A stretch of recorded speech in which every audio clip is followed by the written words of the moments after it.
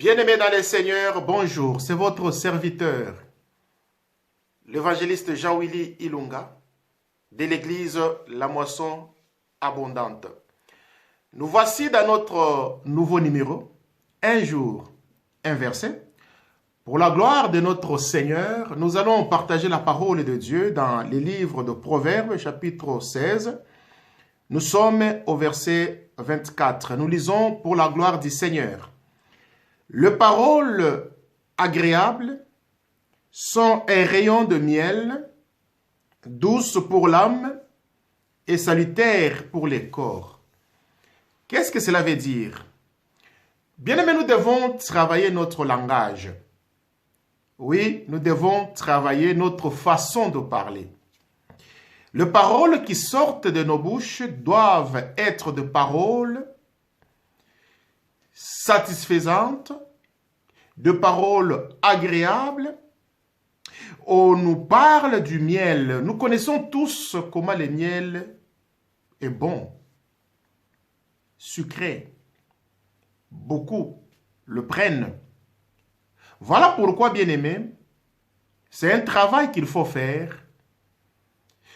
Peut-être tu ne te rends pas compte des mots qui sortent de ta bouche, de paroles blessantes, de paroles parfois qui détruisent toute une nation, de paroles qui détruisent toute une famille, de paroles qui détruisent toute une vie d'une personne. Nous devons changer notre façon de parler. Parlons correctement. Utilisons des mots qui ne blessent pas, de paroles qui ne détruisent pas, de paroles qui aident la personne qui l'entende d'être à l'aise, d'être heureuse. Et le mot que nous utilisons nous aide aussi nous-mêmes. On nous considère comme des personnes bien éduquées lorsque nous parlons correctement, lorsque nous utilisons des mots corrects, pas des insultes, pas des paroles blessantes, des paroles qui dénigrent les autres, non, mais des paroles qui aident l'autre à avancer.